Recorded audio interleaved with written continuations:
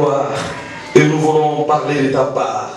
Le monde entier, Père le Tout-Puissant, Père Dieu de gloire, a besoin d'écouter ta part et d'écouter, Père le Tout-Puissant, ce que tu leur diras. C'est ainsi que nous avons besoin, Jésus, de l'onction du Saint-Esprit, de pouvoir régner pour toujours. Que je puisse disparaître, que tu apparaisses, que tu parles avec ton peuple qui appelle le Tout-Puissant, de pouvoir se mettre en groupe ici. Merci Seigneur, car l'onction est disponible et la parole de Dieu sera prêchée à tout prix pour que l'évangile du salut arrive à tout le monde, partout dans le monde. Nous avons ainsi prié. Amen. Que Dieu vous bénisse. Nous nous mettons debout. J'ai dit que Dieu vous bénisse. Nous nous mettons debout. Nous sommes aujourd'hui dans notre thème. L'église au temps d'enlèvement. C'est notre 14e partie aujourd'hui. La partie qui nous parle. J'espère que le vendredi, j'ai parlé sur ceux qui seront enlevés. Ceux qui seront enlevés.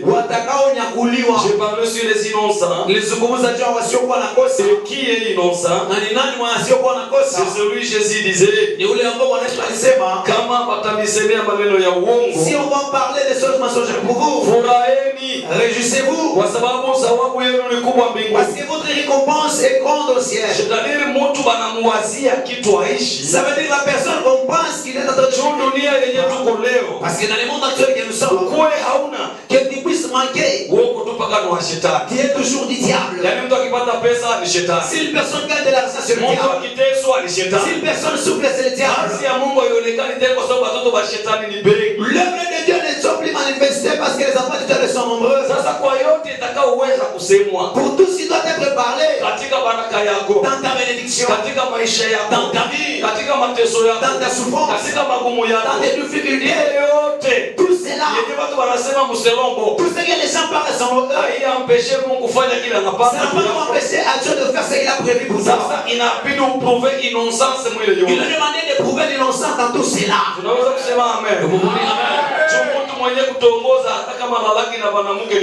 Parce qu'une personne qui courtise, même s'il ne couche pas avec les filles, c'est un impunique.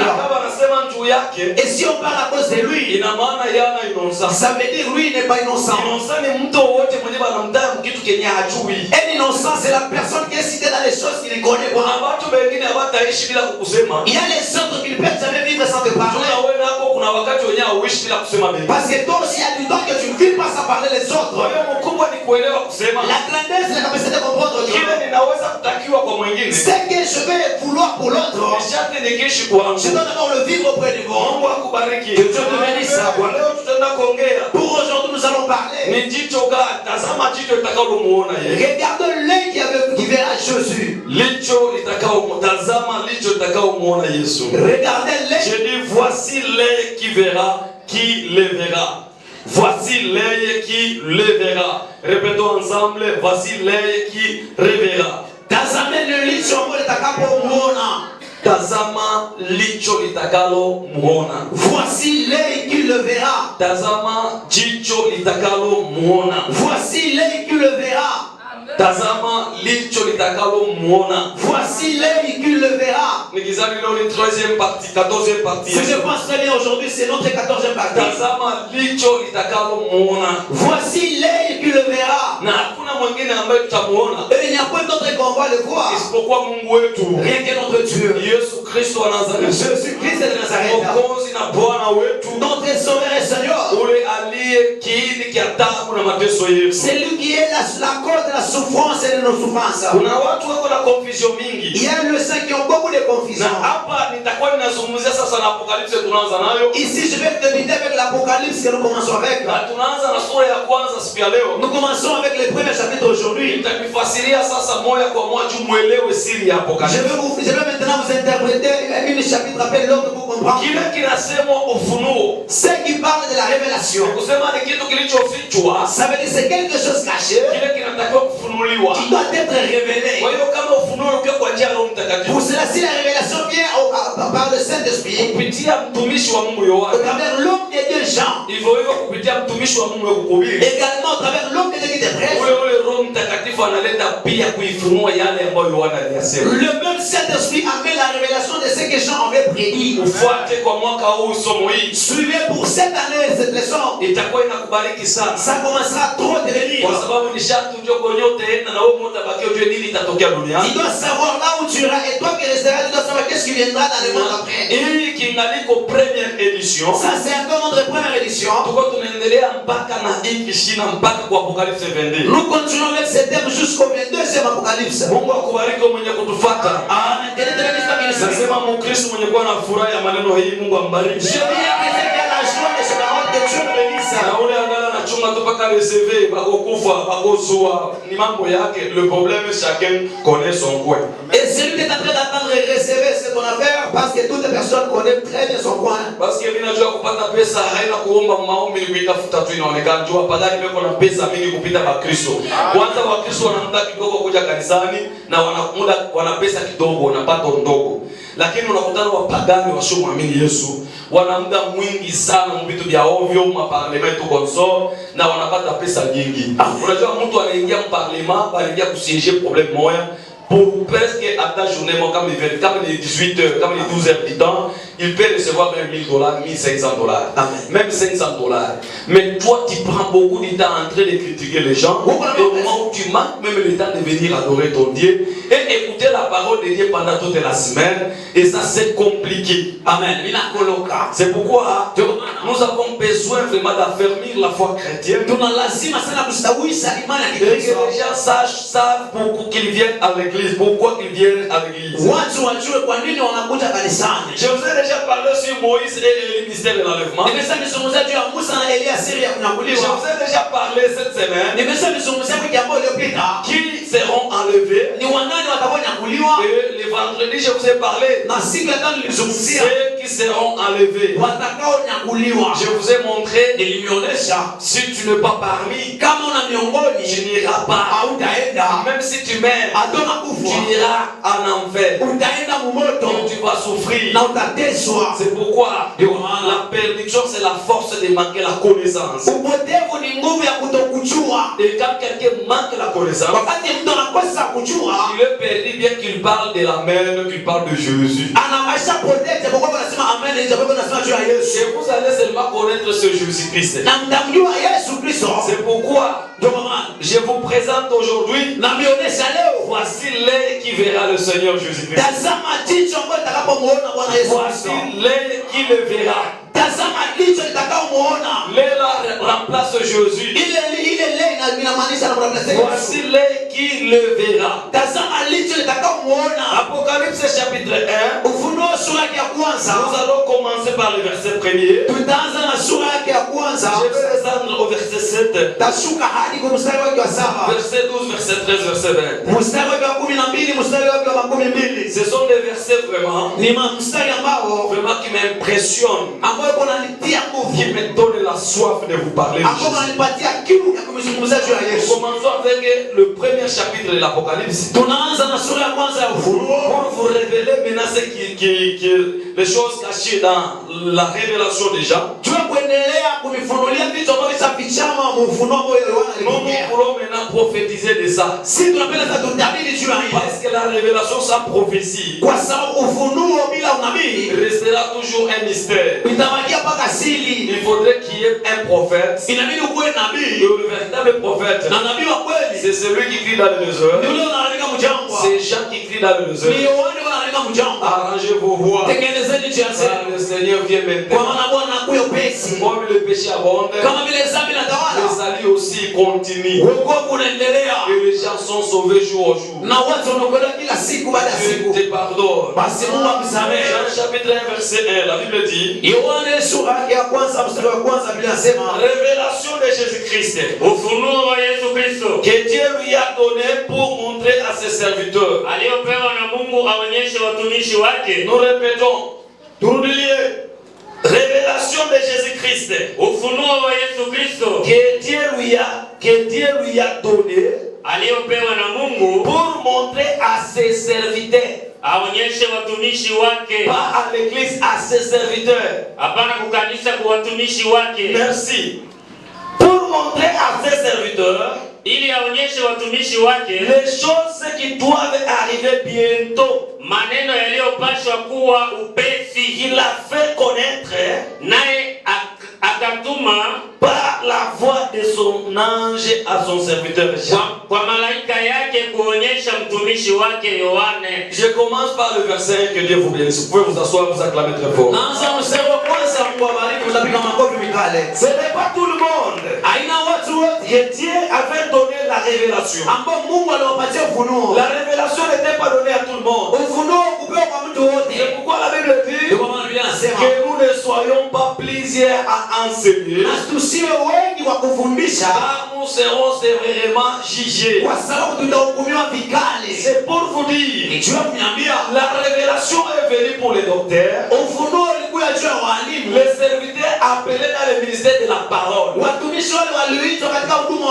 Écoute-moi, toi théologien, à chaque fois vous avez le langage là, la révélation des gens, l'apocalypse des gens, ça c'est faux et archi-faux. Répentez-vous, car c'est un péché. La Bible dit, c'est la révélation de Dieu, la révélation de Jésus, parce que c'est lui-même Dieu qui lui avait donné. Quelqu'un se demande, qui est Jésus et qui est Dieu? C'est selon ses attributions, selon les rôles effectués. Est-ce qu'on peut acclamer pour la gloire du Seigneur? Est-ce qu'on peut acclamer pour la gloire du Seigneur? La révélation de Jésus-Christ. Dieu béni de Dieu. La révélation de Jésus-Christ que Dieu l'avait donné pour donner à ses serviteurs. Ça veut dire la révélation de connaître Jésus-Christ ne vient pas de lire la Bible individuellement. Je suis fatigué des églises.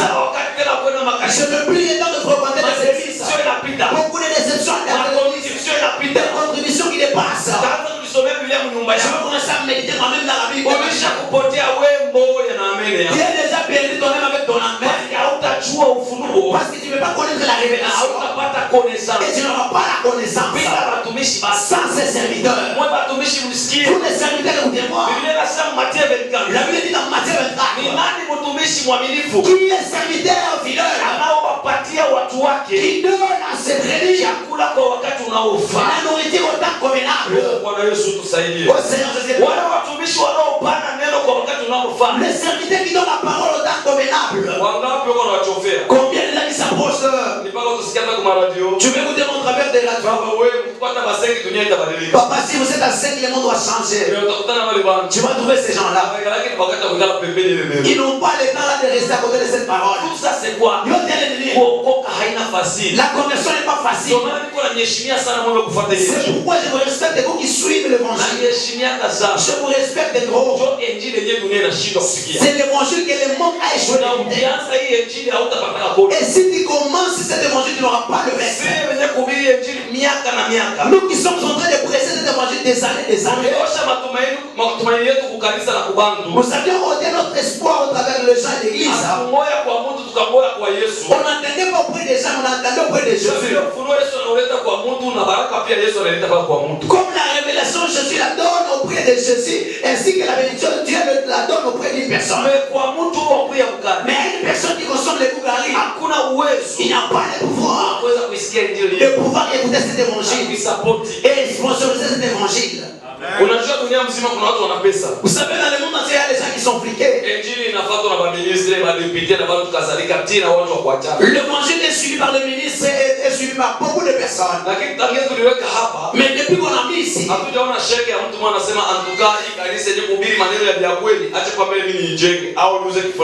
même à faire part pour répondre à un problème. Tout ça c'est pour vous montrer que si vous les enfants de Dieu, tout ça c'est pour vous dire, vous les enfants de Dieu, si vous ne vous sacrifiez pas à l'œuvre de votre Dieu, ne croyez pas que les objectifs sont pour vous aider.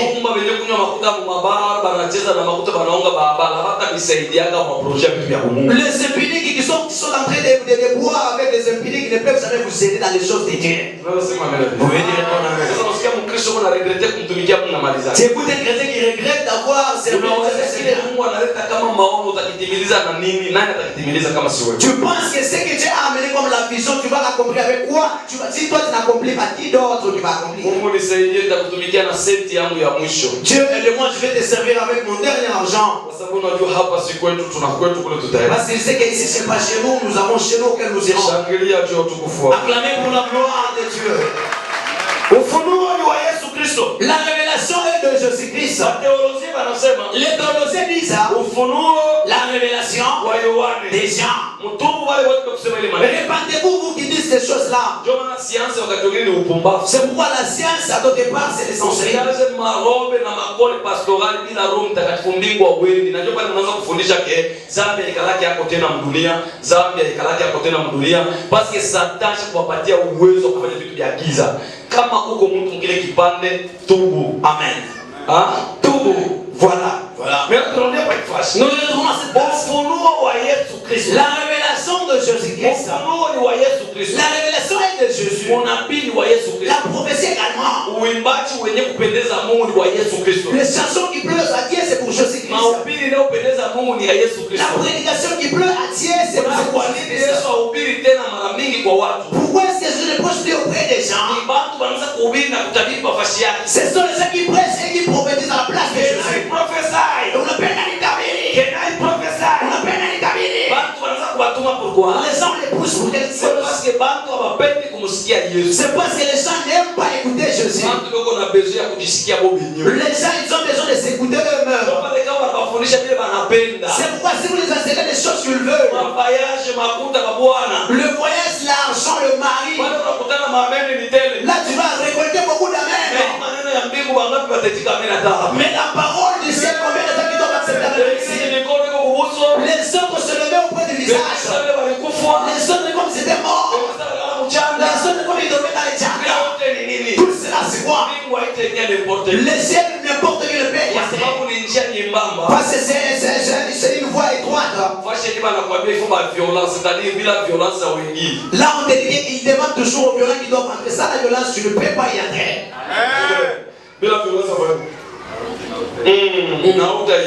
Et tu ne peux jamais faire entrer. Le sang qui est déjà sorti de l'Égypte. Ils connaissent que les bénédictions c'est normal. Toi Moïse toi-même la loi. D'aujourd'hui pas de bénédictions. Pour faire entrer ces gens dans Canaan, il demande à Moïse que tu sois fort. Sinon tu peux les sortir et tu dois rester dans le désert. Entre Égypte na Canaan, entre paradis na enfer. Mpaka sasa bakingali babaya ni mu enfer ni mu paradis parce que bakwa ni baridi ni moto. Il y a des gens qui sont entre l'Égypte et entre Canaan. Il y a des gens qui sont entre l'enfer et le paradis parce que jusque maintenant on ne sait pas ce sont les gens qui étaient venus qui n'étaient venus voir. Changer injili haina watumishi ni mwewe kuishikia injili. Les gens qui chantent l'évangile ce n'est pas des serviteurs mais plutôt c'est pas des gens. Bakuraje kumhubiri maneno sahihi. Parce que les prédicateurs qui sont courageux de prêcher comme ça. Disposition hata position na kuikala kwa mbele mwile mbele. Même votre position, votre disposition dans cette parole. Unakutana tu kwa unaweza acha. Tu te trouves comme si on était en train de te dire. Utaacha tumsemeze na nani? Nous allons laisser vous parler na nani? qu'on puisse prêcher comme qui? Qu'on puisse proclamer comme la nouvelle de qui? Peut-être on a dit dans la habari ya 2023 wetu nani? Notre qui? Sisi tuko na wetu la postulati. Nous avons les nôtres qui les postulent. Aliumba bila kuumbwa. Les nôtres qui avaient créé ça. Ufalme wake wa milele na milele. Le royauté éternel de l'éternité. Anatosha kuwa mfalme wa wafalme wetu. Il suffit d'être roi des rois près de chez nous. Wote yeye peke Yesu Kristo. Votez lui-même Jésus-Christ.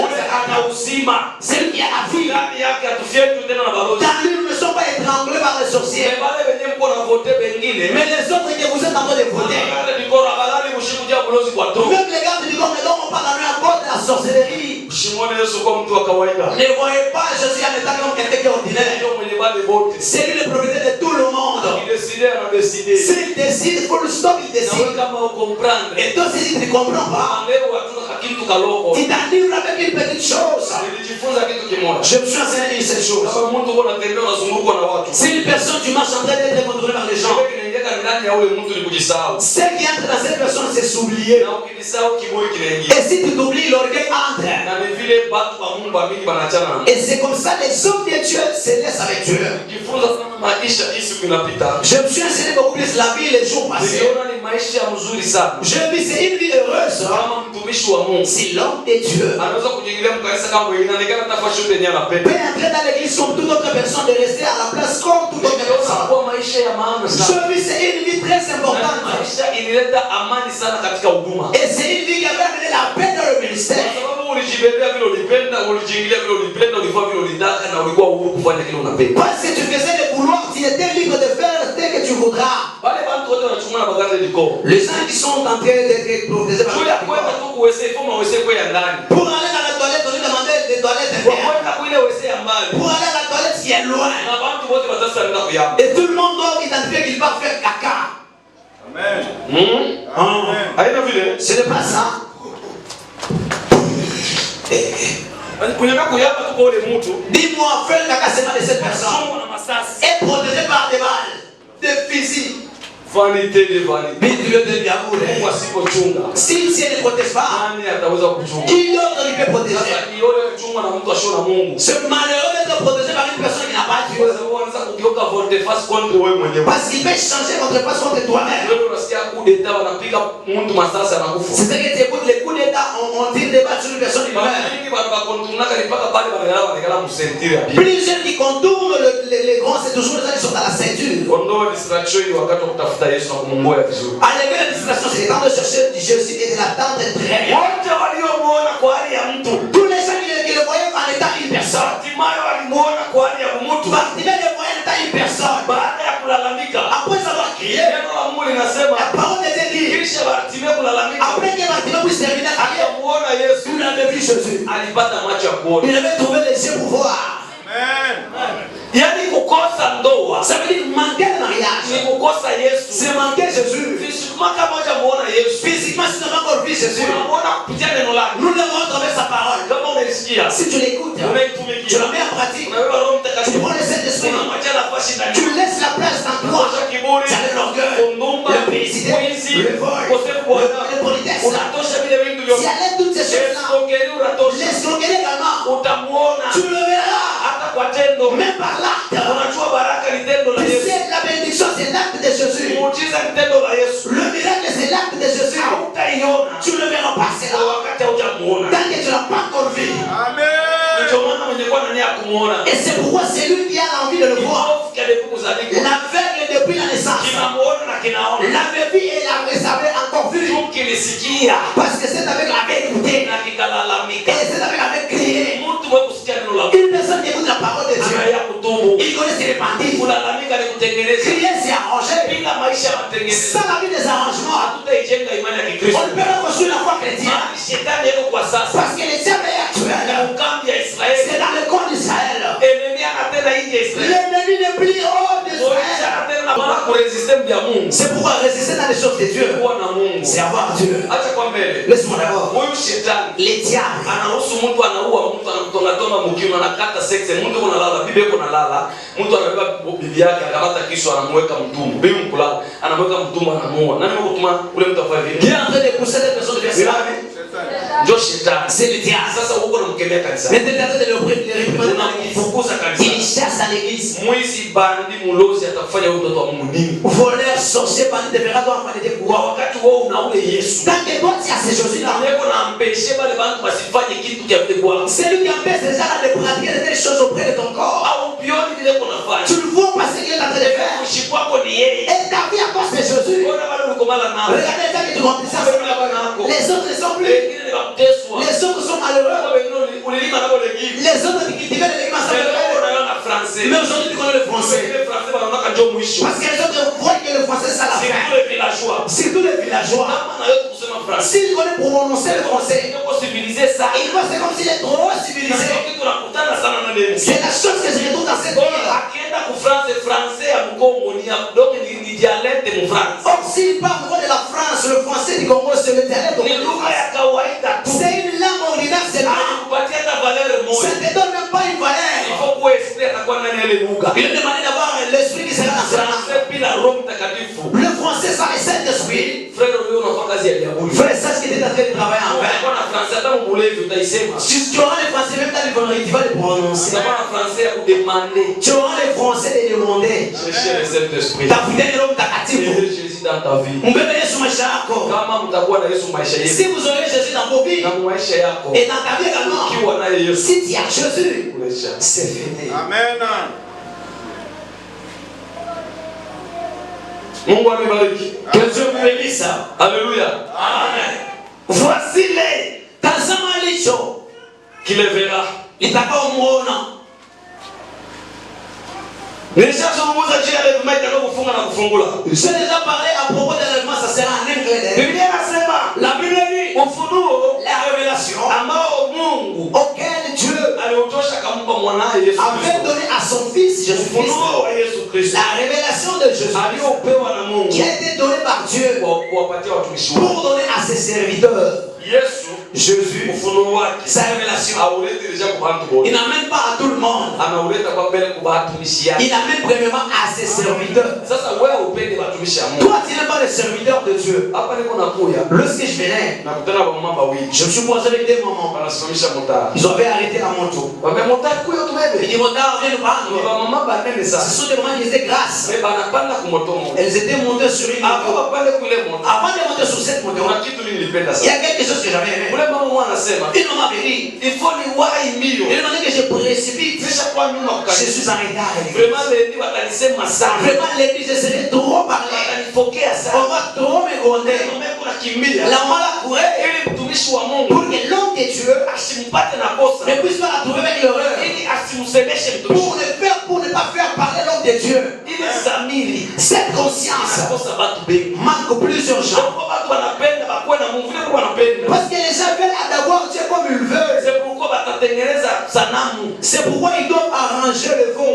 Mungu wa kutengenezwa na watu. Le Dieu qui est fabriqué par le main d'homme. Ni Mungu mwenye kutumika paka na vitu vya watu. C'est le Dieu qui travaille avec les choses des gens. Alitengenezwa na watu. Parce qu'il était arrangé par les gens. Atatumika paka na nana yenye watu walilima. Il va travailler seulement avec les gens qui Hakuna pome na ule Mungu atumiki. S'il n'y a pas la pomme, c'est Dieu là ne peut pas travailler. Alitengenezwa na watu. C'est lui qui était arrangé, fabriqué par les gens. Ataendelea kutumika paka atatumika paka na vitu vya watu. Il va travailler avec les choses des gens. Tuna Mungu mwenye aliumba bila kukumbwa. Mais nous avons un Dieu qui a créé sans être créé. Tuko naye nia ya kumuona siku hizi. C'est lui que nous avons l'envie, la soif de les voir les jours. Baada ya kufa tukamuone. Après la mort, que pour nous puissions les voir. Baada ya levema tukamuone. Après l'enlèvement, qu'on puisse les voir. Kwake kuna raha ya milele. Chez lui, il y a le bonheur éternel. Mungu asikulande. Que personne ne te ment pas. Oro na diamani vyake. L'or et l'argent lui appartient. Sio wanatengeneza vitu vya kupendeza. C'est ça qu'on a fabriqué avec les choses qui plaisent. Yeye anasema hivi yote iko pa dunia. Lui, il a dit toutes choses qui se retrouvent dans le Na monde. wale bantu na akili yenyewe wanatengeneza nao ile vitu. Et les gens là, et l'intelligence qui les pousse de les fabriquer. Yeye Mungu ndio patron wa pesa kifasi. C'est lui qui est le patron de toutes choses qu'il avait fait. Sasa kwake kuko je. Maintenant, chez lui, c'est comment?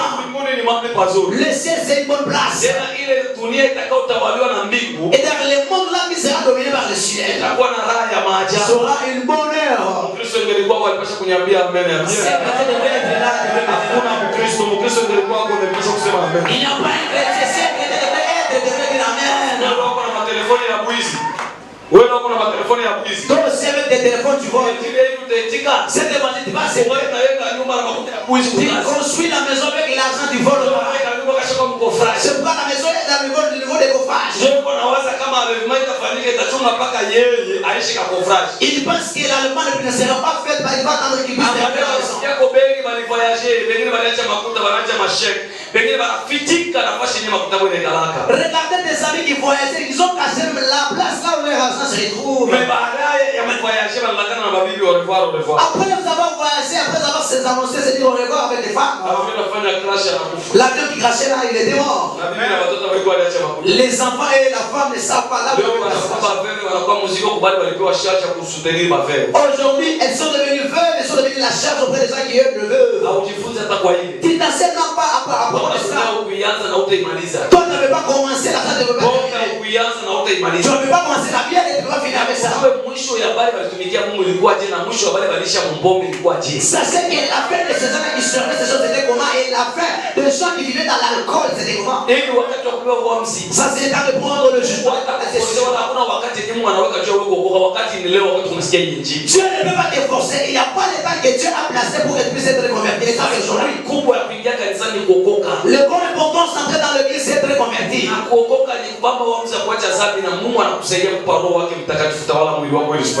Être converti, c'est avoir la décision d'abandonner le péché et Dieu va te donner le Saint-Esprit qui puisse commencer à t'orienter dans toutes choses. Amen. Alléluia. Amen. Alléluia. Amen. Nous continuons doucement. La Bible dit dans le verset verset 7. Voici, Tazama, il vient avec les dieux et tout œil les verra, même ceux qui l'ont percé, et toutes les tribus de la terre se lamenteront à cause de lui. Oui, amen. Amen. Oui, amen. Dio, amen. Je répète la lecture. Voici, il vient avec le nuée. Tazama anakuja na mawingu, Et tout œil les verra, na kila jicho litamwona, même ceux qui l'ont percé, na wale waliomchoma, et toutes les tribus de la terre na mataifa yote ya se dunia lamenteront wataomboleza à cause de lui. kwa ajili yake. Oui, amen. Ndiyo, amina. Ça c'est la Bible. Acclamons très fort. On a vu qu'on a la piga makofi ya nguvu sana. Unamuona mtu analala, unamsimamisha wima, unafuata injili wima. Sawa? Kuna wengine walifungwa tangia usiku, anamwambia tu ushende kushikia Biblia. Amen. Wewe pia tu amo. Ile Farao alimwambia Moize, mwende wanaume tume watoto wenu muache. Sasa wewe uende tu amo. Mwende tu amo. Lakini masikia kusikia. Uiache. Acha kona. Wewe usitwame usingizi mwenyewe. Kama watu mtu wanalala kanisa sasa ya ibada. Si tu vois une personne qui dort dans l'église au akikosa bulozi, si il manque la sorcellerie, anakukonfirme niko wa shetani. ça veut dire qu'il te confirme que je suis du diable. Au ukimtise tu analala ile safari voyage. Ou bien c'est non il dit c'est il doit essayer de couvrir le voyage aussi. Amen. Amen. Pasteur unasema mzuri sana, ndio Mungu akubariki, nasema mzuri. Pasteur si a bien parlé, oui, que Dieu te bénisse, j'ai bien parlé. Amen. Bible inasema, la Bible dit, Verset 7, le verset 7, anakuja katika mawingu, il vient dans le lieu na kila licho et chaque œil litamuona. le verra. Abakusema kila macho, On n'avait pas dit chaque tout le monde, kila licho. on a dit chaque œil. Abakusema kila macho, On n'avait pas dit tous les yeux. banasema kila licho. On avait dit chaque œil. Kuna licho litaona, Ça veut dire qu'il y a l'œil qui na verra kuna licho halitamuona. et aussi l'œil qui ne verra pas. Amen. Takuelewesha pale vizuri. Je vais comprendre ça. Kama unasema ni macho hii ya kimwili ndio itaona, Tu dois dire que ce sont les yeux charnels qui verra. kwa hali yako ya kimwili ndio unaelewa hapo kabisa. Par la façon comme tu comprends l'Apocalypse. Kwa hiyo vipofu vitenda mbingu Les aveugles ne peuvent pas aller au ciel. Amen. Amen. ile na mimi na bien. Ça c'est vraiment Wewe vrai. vipofu unaenda nini? Mbingu, ndio vile sio wewe. C'est comme ça, c'est toi. Ni macho gani wewe wanaongea? Quel type de yeux on est en train de Basi faire? kipofu kitaenda. Parce que l'aveugle ira.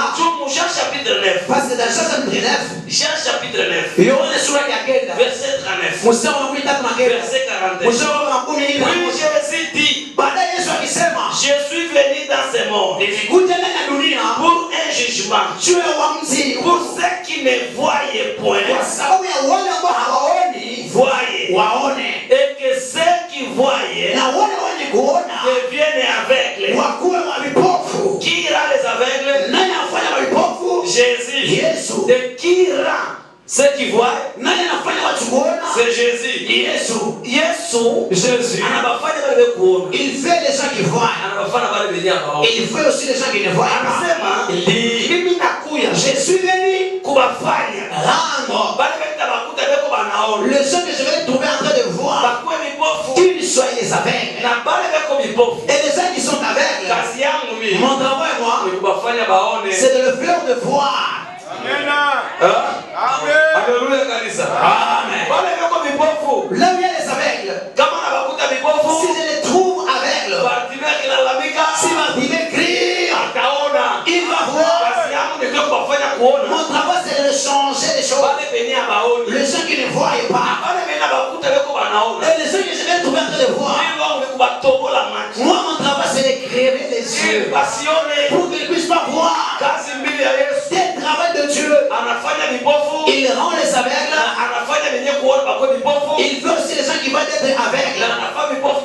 Il fait aussi que les aveugles puissent voir.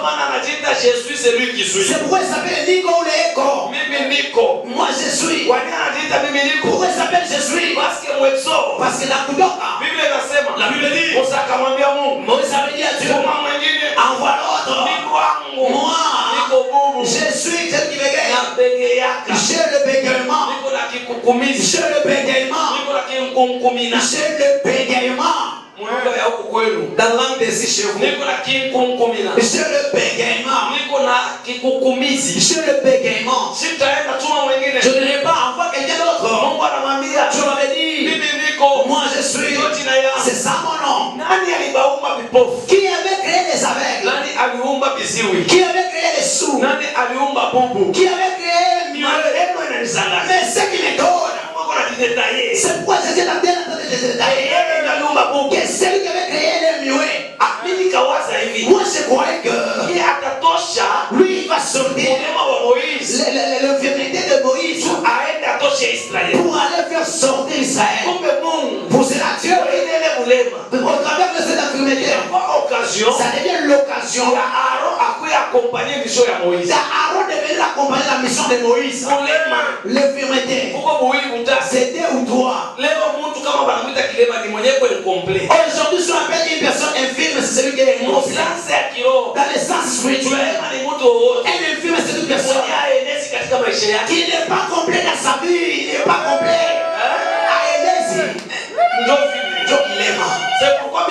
C'est pourquoi les infirmes ne sont pas entrés dans les temples. Ils étaient dans les peines parce qu'ils étaient des infirmes. Mais Moïse m'a appelé. Lui infirme. Il a écrit avec le bégaiement, il a écrit toute personne qui a l'infirmité, il ne peut pas entrer au lieu de mais Moïse toi aussi. On tient toujours vous le savez entrer. Vous savez, il y a une distraction dans l'histoire de Moïse.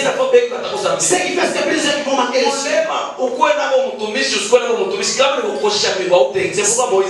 c'est pourquoi Moïse n'était pas entré à cause de l'infirmité qu'il avait. Il y a des autres ici. Leur infirmité. S'il a l'argent, l'église l'abandonne. Lui il est ami de la prière. Le s'il sent les mots de Dieu. Si la tête ne fait pas mal, le vendredi, il a ses problèmes au travail, les mamans, maintenant l'enfant tombe malade. Et ils ont des raisons. Ce sont les hommes qui ont des victimes ne peuvent jamais terminer. Parce que c'est lui qui fréquente les choses de Dieu. Jusqu'au point qu'il est attaqué, c'est mort. Dieu connaît si j'allais les attaques. Je vais les perdre. Ces attaques les poussent de venir chez moi. Amen. Ils étaient restés au niveau des portiques. Les infirmes des mensonges. Ceux qui avaient l'infirmité l'infirme de l'impolitesse, c'est moi. Je vous avais dit, il y a l'impolitesse, donc l'impolitesse du respect. Un papa. Quand on exagéré, papa, tu as beaucoup exagéré avec le respect. Antoine et Shima, vraiment, des choses là. Entre garçons, tu ne peux pas me dire ça. En tout cas, l'impolitesse, ça n'est pas du respect. Amen. Frère, ne te donne pas de respect à la place là où tu n'as pas encore donné. Tu verras le respect là. La personne qui te respecte, toutes les choses il te respectera. Dans les mauvaises choses, tu auras du respect. Dans les bonnes choses, tu auras du respect. Amen. Il est la meilleure bien. C'est toi la si pour la chorale, il y avait beaucoup chanté, n'accepte pas amen. Ça c'est pas bon amen. La chorale ici ne chante pas moins de 12 minutes.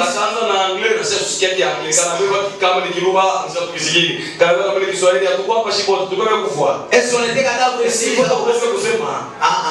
Amen. Qu'on vient ici pour se craindre. Qu'on puisse craindre Dieu également. Ça c'est la révélation de Jésus-Christ. Nous sommes donnés pour vous le dire. Amen. Amen. Ça c'est un peu mon amen, acceptez mon amen. Je retourne à cette place. Il avait fait les gens qui voyaient. Qui seraient les aveugles? Quel œil qui verra Jésus? Tu sais qu'une personne est aveugle. Cette personne qui est aveugle. Acclamez qui puisse se réveiller encore. Je t'ai déjà dit, chaque enseignement que tu peux pas soulever sans cahier, sans papier, tu vas dormir. Normalement,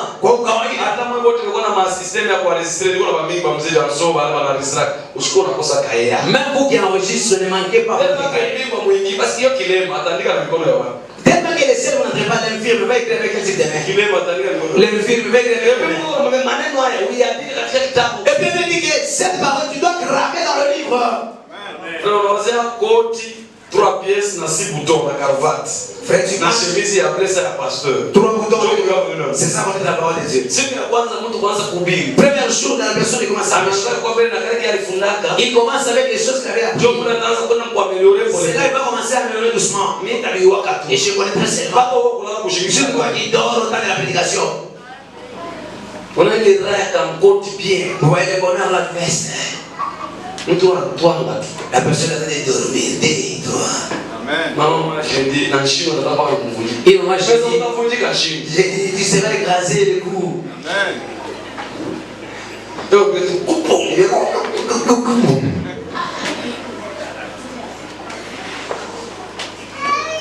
partenaire de Lucifer. Le partenaire de Lucifer. Est-ce que c'est lui aussi le miracle? Frère, c'est lui qui dort aussi. C'est lui qui sera dans le sommeil des verras. C'est pourquoi je dis, ce n'est pas tout œil qui le verra. Il y a l'œil qui verra. Qui l'a dit? On ne peut pas là-bas.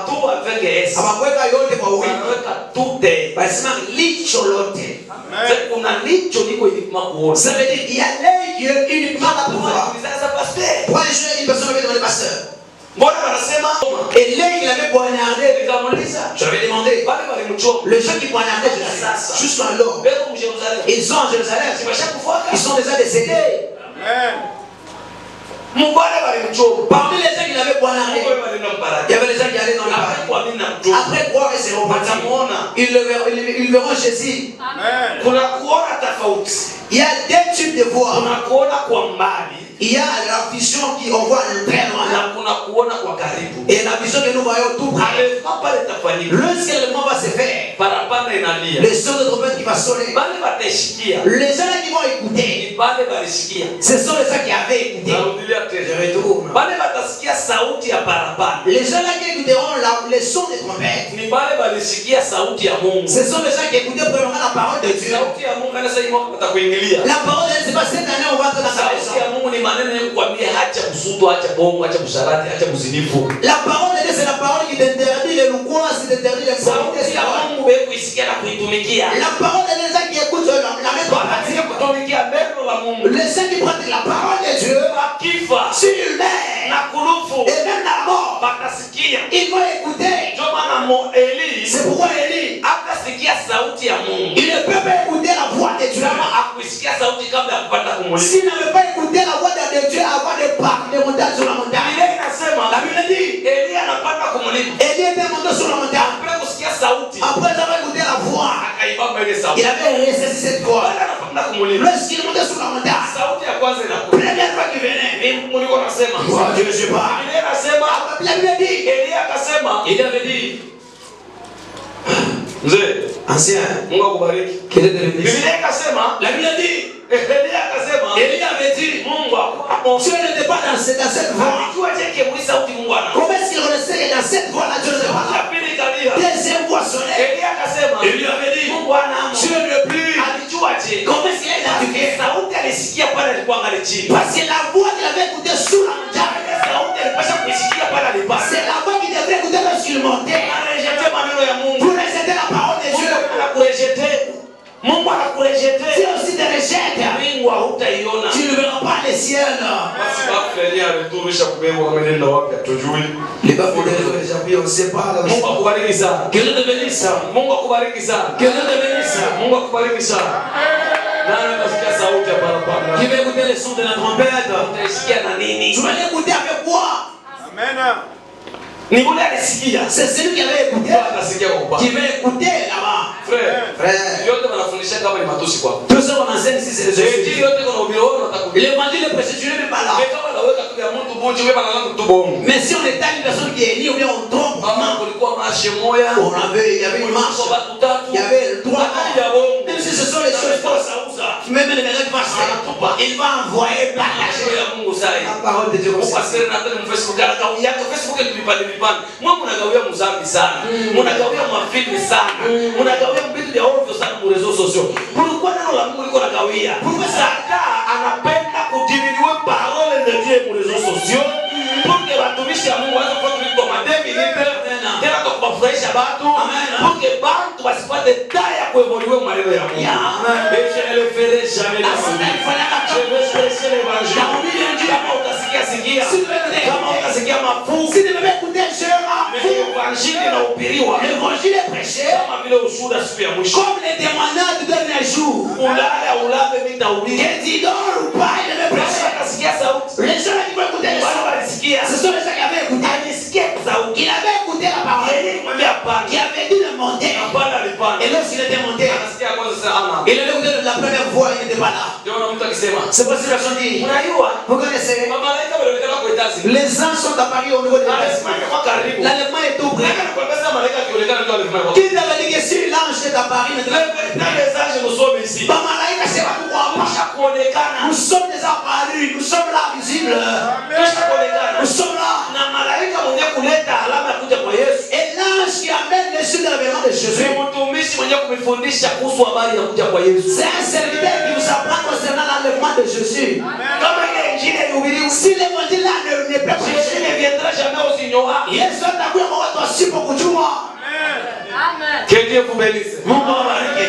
Que Dieu vous bénisse encore. Mungu awabariki tena. Kila licho litamwona. Chaque œil le verra. Nilichoka. Quel type d'œil? Ile litamwona. L'œil qui verra Jésus. Bon, Biblia inasema. Bon, la Bible dit, Yesu Jésus, anasema, il dit nakuja kubafanya. Jésus venira. Bale benye kuona. Les gens qui voient, Bakwe bipofu. qu'ils soient des aveugles. Na bale benye abana bibeko bipofu. Et les gens qui sont aveugles, Baanze kuona. qu'ils puissent commencer à voir. Mais là, les pharisiens wanamwambia Jésus. Le pharisien posait la question Verset 40. au niveau de verset 40. Quelques pharisiens qui étaient avec lui, Wafarisayo ambao walikuwa pamoja naye ayant entendu ces paroles, waliposikia maneno kama haya lui dit, wakamwambia, nous aussi, sisi pia sommes-nous aveugles? tuko vipofu. Jésus leur répondit, Yesu akawajibu, si vous étiez aveugles, kama mungelikuwa vipofu, si vous étiez aveugles, kama mungelikuwa vipofu, vous n'auriez pas de péché. amungelikuwa na dhambi. Mais maintenant, Lakini sasa vous dites, unasema nous voyons. si tuko naona. C'est pourquoi, Ndio kwa maana c'est pour cela ndio kwa hiyo que votre péché dhambi yenu existe encore. inadumu tena, Parce que faire le péché, kwa sababu kufanya dhambi c'est quand tu vois le péché. ni wakati unaiona Et dhambi, quand tu ne vois plus le péché, na wakati hauoni tena dhambi tu deviens maintenant avec le spirituel. unakuwa kipofu mkiroho. Il nous trouve dans le péché. Wanatukuta mdhambi, Il nous trouve dans les mensonges. anatukuta mbongo. Parce qu'on voyait les gens. Tuliona watu, Venye bataka kulana nabo. les gens qui viendront pour se tromper à ça avec eux. Hoi tena baba kulana Si nabo. on voit que les gens là qu'on doit mentir ensemble, C'est fini. kunaisha, Tunakulana bongo. on ne peut pas mentir encore. Wewe na mtu mwambie naombewa fashi moja. J'avais l'impression que je l'avais pris quelque part. Alikuwa anakunywa sana. Il buvait trop. Namwambia huku mimi nakuleta. Je l'avais dit là où je t'amène. Au utakunywa. Tu ne peux pas encore boire. Mimi utanitumikia na kula kunywa. Tu ne peux pas me servir en train de boire. Shika kupata tifu wakati uko. Je ne vais pas te donner le même type lorsque Sasa tu sikutaisha kazi. jusqu'au jour que tu vas finir le travail. Papa ni avantage kwa. Il m'a dit, papa, c'est l'avantage chez moi. Ni avantage kwa. C'est l'avantage. Ule bwana anaikala kule 2 semaines. C'est laisser la rester là pendant 2 semaines. Ashikunywi. Sans boire la bière. Ashivuti. Sans s'enfiler. Jana niko nakumbia hivyo. Hier, je le prêchais l'évangile. Anabeba hivi yote Il unaongea. m'avait dit, tout ce que tu parles, Ni unabii. c'est une prophétie. Sangia sasa. Dès maintenant, Mimi naama na kule naikala. je déménage là où je suis. Naamia mroa. Je vais déménager à la Rochelle. Je commence à entrer dans ton église. Ona bila évangile. Regardez ça l'évangile. Imposition ya loi. Mais l'imposition d'une loi. Anakutana 2 semaines akunywi. Il s'est retrouvé 2 semaines sans boire la bière. Analiacha Il kupigwa. dit, j'abandonne de boire la bière. Je commençais à fréquenter l'église de ses pasteurs. Toi, Dieu chrétien, le citron, kazi yako tunatumikisha kujenga. dans le travail, tu le feras. Ema makuta na bali kwenda kunywa pombe. Le même argent que tu ne payes pas pour boire la bière. Aone kama ni laana. Tu vois pas que c'est une malédiction? Hivi leo dimanche. Comme aujourd'hui dimanche. Mimi mfanyakazi wako hawezi kutumika dimanche. Moi, votre fonction, mon fonctionnaire ne peut pas travailler dimanche. Dimanche atumike sasa mimi naisha ibaka. Il doit travailler lorsque je finis l'équipe. Seke mambo yake ni yeye alijirofea. Ça veut dire que c'est son affaire, il s'est absenté lui-même. Amen. Hivi tuko muibada. Comme nous sommes dans l'équipe. Kwanza na nguku yangu ilipasha takulia. Et d'ailleurs, même mes poules ne peuvent pas manger. Mais comme je sais bien sauver les poules, Wanaweza kulia. ils peuvent manger. Lakini baabudu. Mais qu'ils adorent d'abord. Ndio nakwambia bangu sasa mwende mkaabudu. Je disais aux poules d'aller adorer d'abord. Kama unaona afanye vile kumchinja kumkuli. Si tu vois, il ne fait pas cela, c'est l'égorger et le manger. Amen. Alléluia. Amen. Kila jicho, chaque œil verra Jésus. Les Juifs demandaient à Jésus. Et ça veut dire que nous sommes aussi des aveugles. Amen. Non, tu nous avais trouvé un temps aveugle. Écoutez Jésus. Il a dit non. Vous, si vous devriez être aveugle, vous ne devrez pas avoir le péché. Parce qu'il est aveugle. Il ne connaît pas une belle sœur. Tu caudises parce que tu vois. Amen. Dans le témoignage du frère Jean-Paul Kalumba, il témoigne, il dit ceci. Une maman la voici. Tous les jours, elle insultait sa maman. Lui, il avait dit à sa maman. Il commençait par répliquer. Laissez-lui, il y a un jour qui va laisser t'insulter. Il t'insulte. C'est parce qu'il te voit. Les jours qu'il ne peut pas encore te voir. Il ne peut encore t'insulter. Sa maman comprenait ces choses-là.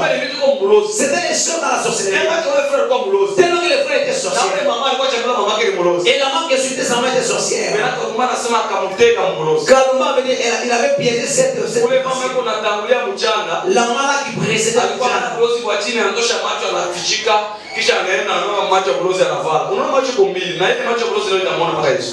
est-ce que les yeux de la sorcellerie verront aussi Jésus? Non.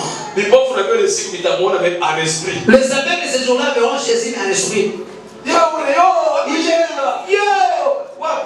Où? Ils sont où? Ils sont où? Chaque œil verra Jésus. C'est que je vois ça, mais je dis pardon, je me suis venu. T'as quel type des yeux? Il prend le jeu de la sorcellerie. Elle ne mêle pas. Quand on est venu, il a récupéré les yeux là. Il est allé donner aux enfants. Ils ont mangé les yeux. Et la maman est venue pour chercher ce yeux. Elle ne veut pas trouver les yeux.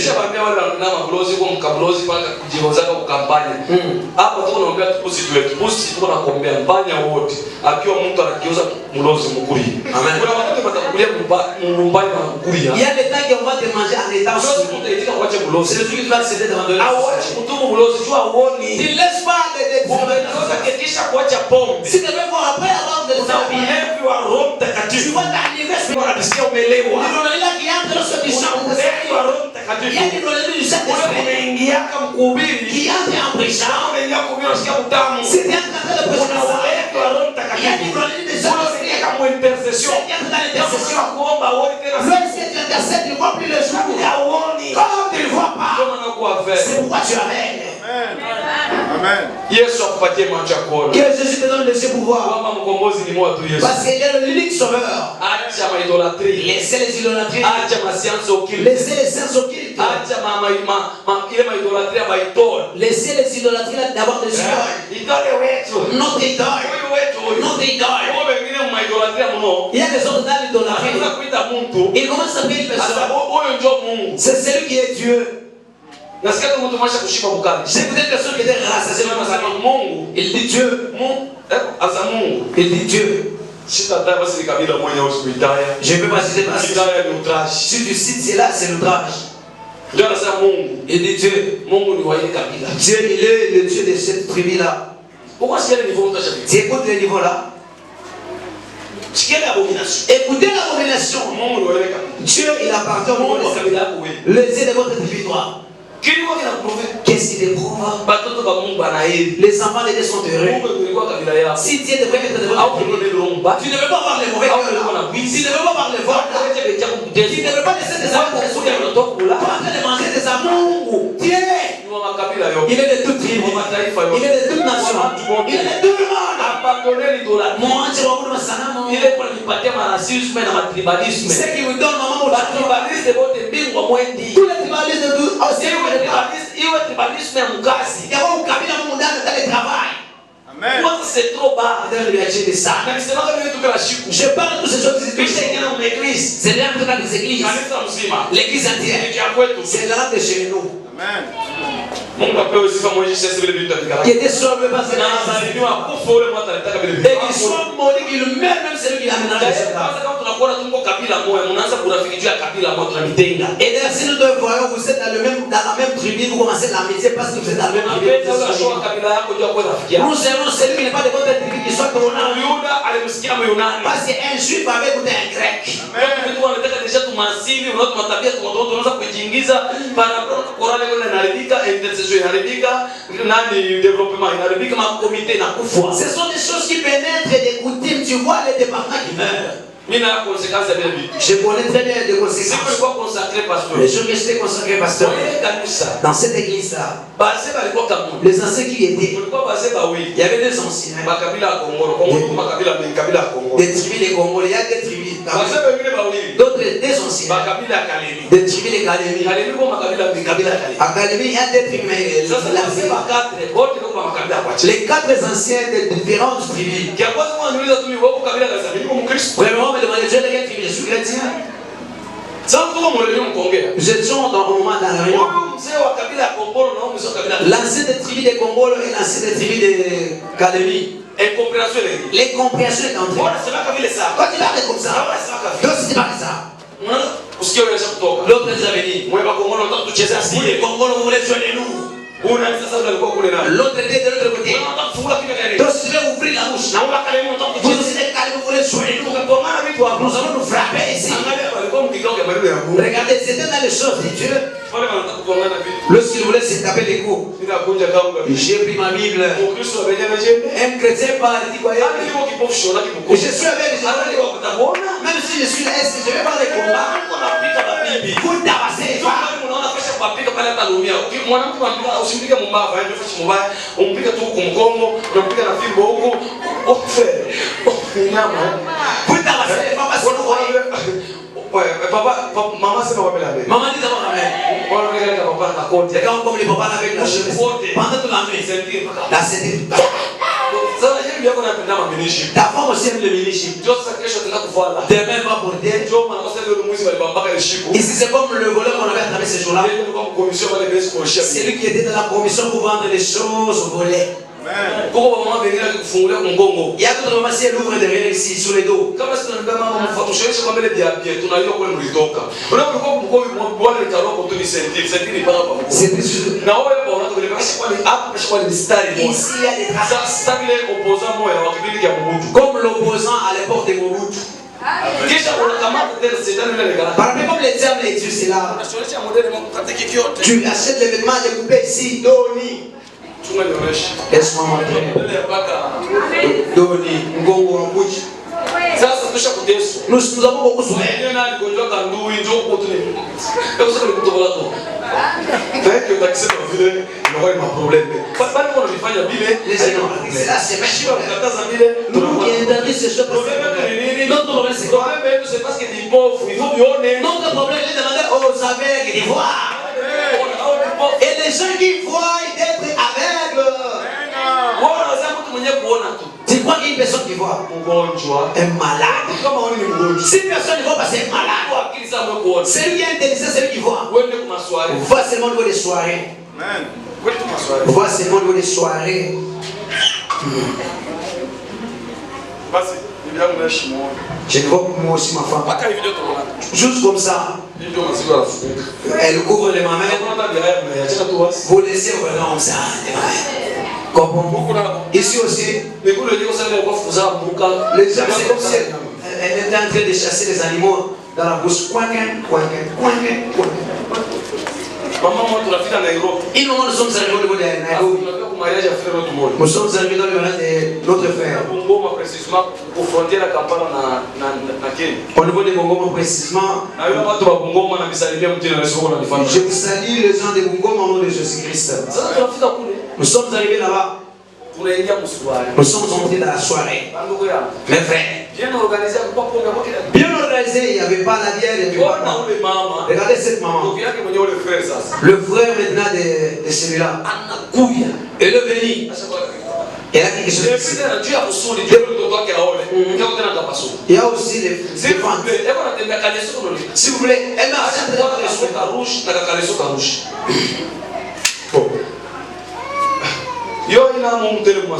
ça n'est pas ici dans les marchés.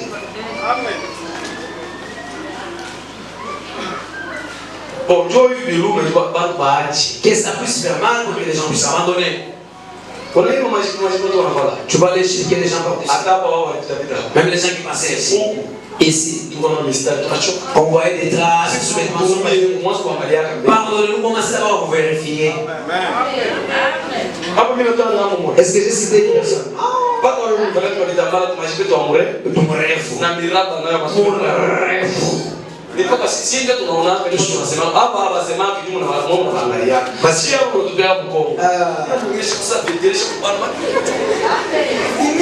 C'est quoi? L'évangile qu'on prêche. Est-ce que c'était là vers Jésus? Il a Jésus. Amen. Il y a le voir et le voir de loin. Nous les gens qui vont les voir de près. Vous avez trouvé en train de voir les pédiciers. Vous voyez les pédiciers. C'est pour l'emporter. On a vu les combats. C'est pour combattre. On a vu les pédiciers. C'est pour pratiquer. Lorsqu'il était venu, il nous avait tiré.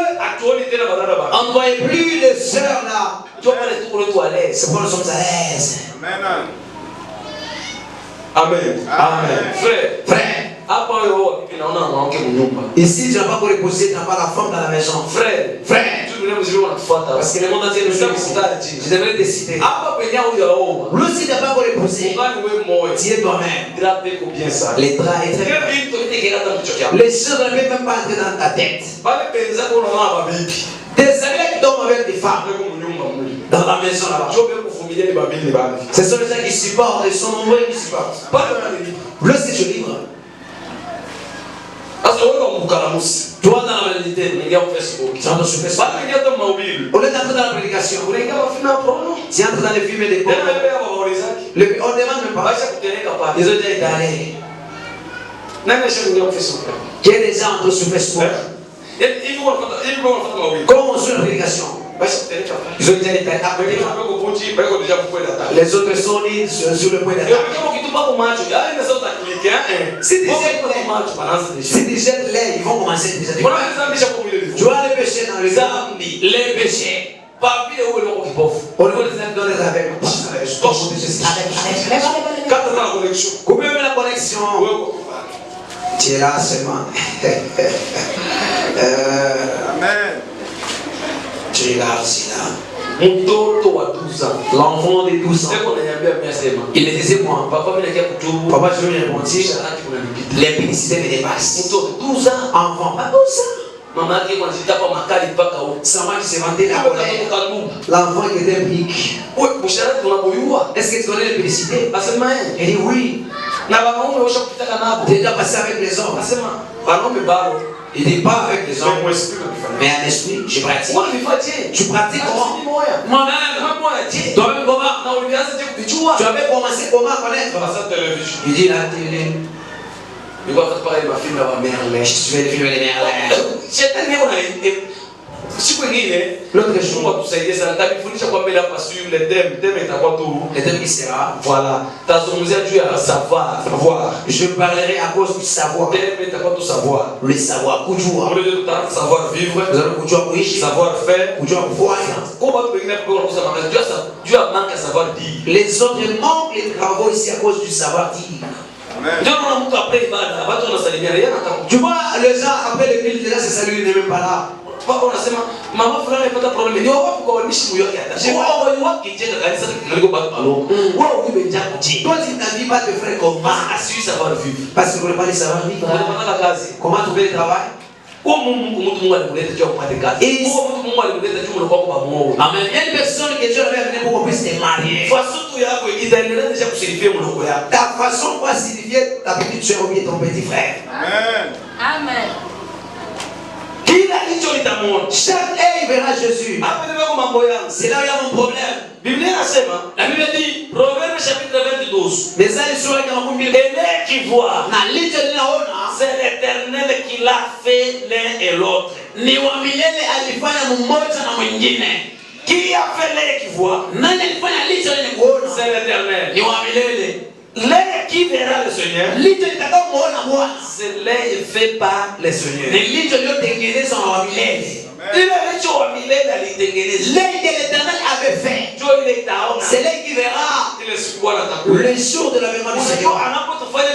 Vous savez, lorsqu'il nous rend avec, il fabrique pour nous les yeux.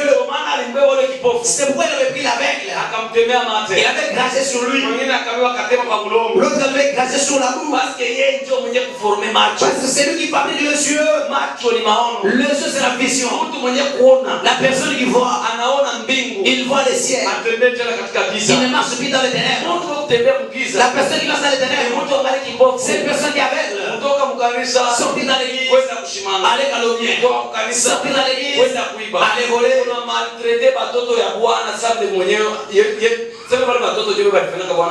Tu maltraites les enfants de ton mari. C'est comme si les enfants là qui ont poussé à ton mari les début. Tu te regardes avec le mari. Ta colère surprend les enfants du mari. À cause de quoi? Les comportements là. Tu entres dans les scènes de prière. Même les brasseries tu fermes avec les gars. Même les gens qui ne veulent pas gérer. Parce que tu avais géré qui ne mangent pas à la maison. Tes parents sont en train de se marier. Même sans pas de l'enfant pas. Parce que la femme t'avait formé qu'ils sont sorciers. Lui il était sorcier, t'avait protégé. Donc si tu es obligé de le protéger. Même si les sorciers. Aujourd'hui les serviteurs du diable. Les sorciers de diable va te bloquer les sorciers. On va te bloquer parce que toi tu es bloqué. Mais c'est lui qui est libre dans Christ. Il n'y a pas cette intérieur. S'il donne, il n'est pas lié. Et s'il ferme, il ajoute à la bénédiction. Et d'ailleurs, Dieu combat beaucoup plus à celui qu'on les combat beaucoup plus. Que je retourne. Mimi mwasha nikombania mavita mingi sana. C'est parce que unapata mavita mingi. Yani kukukombania sana nikipata mavita mingi sana. Amen. Combattre beaucoup plus, c'est pour toi partir, c'est avoir beaucoup de combats. C'est doit connaître. Alléluia. Amen. Alléluia. Kila licho litamwona. Chaque œil verra Jésus. Licho gani litamwona? Quel est l'œil qui verra Jésus? Lile lililotengenezwa na nani? Na wa milele. Voilà.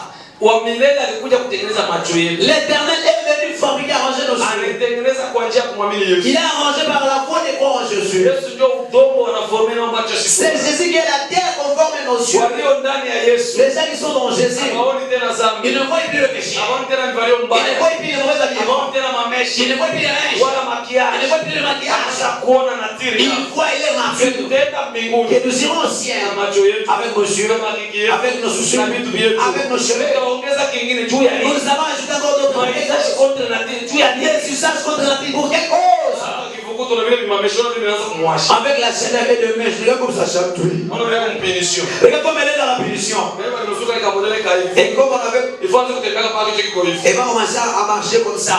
Amen. Sema amen. Amen.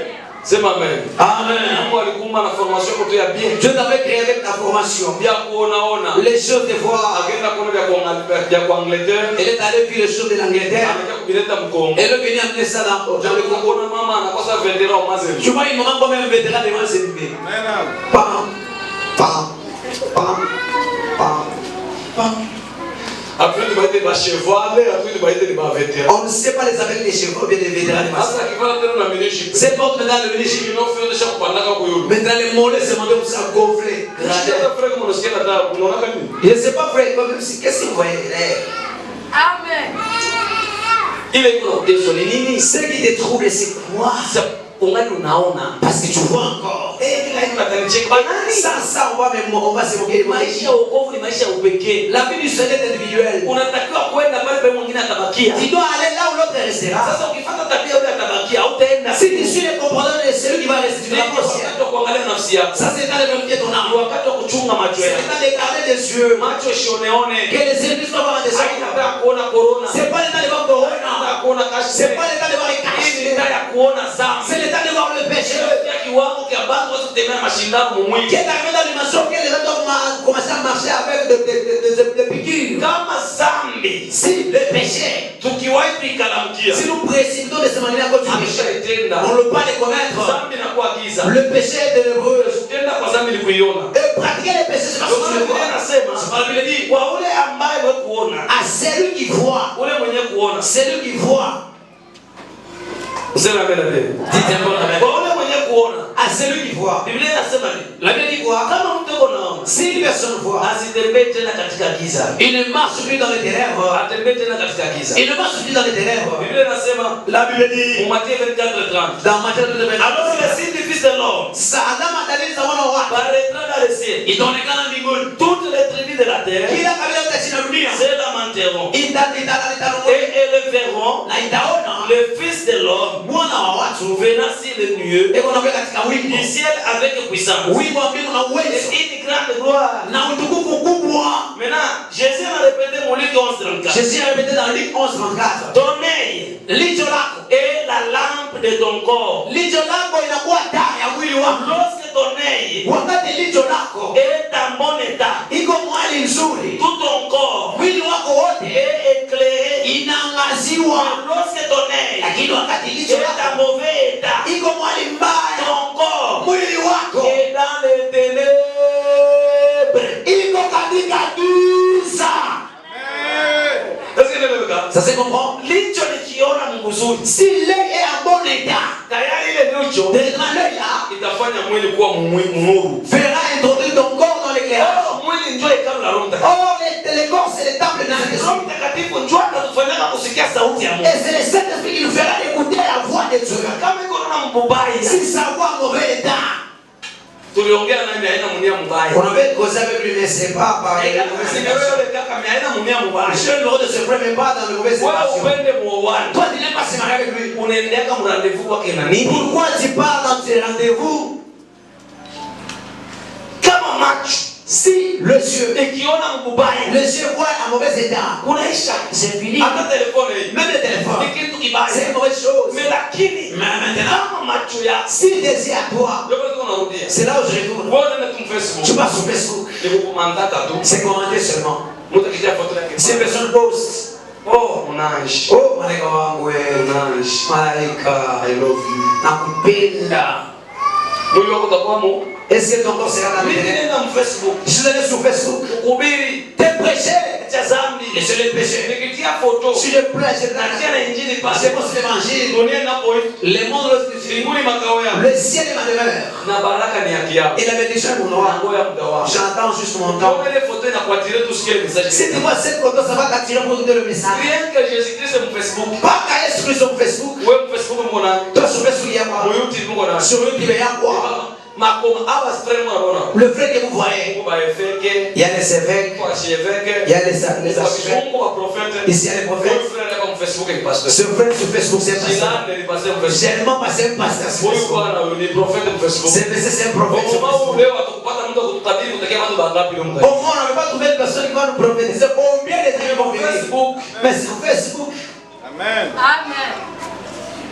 Macho. les yeux Niko naona mbaya. qui voient très mal, Inafanya mwili. mais qui font le Kuingia droit katika giza. d'être dans les ténèbres. Macho yenyewe kuona mzuri. Les yeux qui voient très bien, Ile ndio tengenezwa na ce Mungu. sont les yeux qui sont propriés par Dieu. Mungu ni neno. Dieu est la Na parole. kama neno la Mungu Et si la parole de Dieu litawala maisha yako, remplit de ton corps, Roho Mtakatifu le Saint-Esprit, alitawala maisha yako, il domine dans ton unaisha. c'est fini. Kuna watu kama Facebook mbona majini yatu yake atakuyo. Il y a des gens sur Facebook, ils ont le nom qu'on ne connaisse même pas. Kanisa tunamuyaka ni frère Ngwezi. Dans l'église, on le connaît, c'est le frère Ngouès. Mais mule mu réseaux sociaux. Mais sur Facebook, dans les réseaux sociaux, Desizenge siko.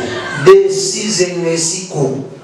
Comment tu veux ça décider siku? Les autres on t'a kuangalia mule ndani photo ya. Sigala de la confrère kusugana na la décider siku. Depuis qu'elle suit les décisions siku. Dieu il va changer dina madega utakuwa mule watu shukana.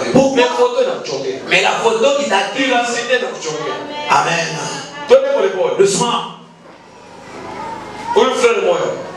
Le frère ici. Le frère il n'est pas là, je vais le citer. Où le frère? Le frère là. Comme il n'est pas là, si je le cite, je vais égaler. Sur Facebook, il avait étudié à l'université de Lubumbashi. Il est licencié. L'université, c'est de Kassava ici.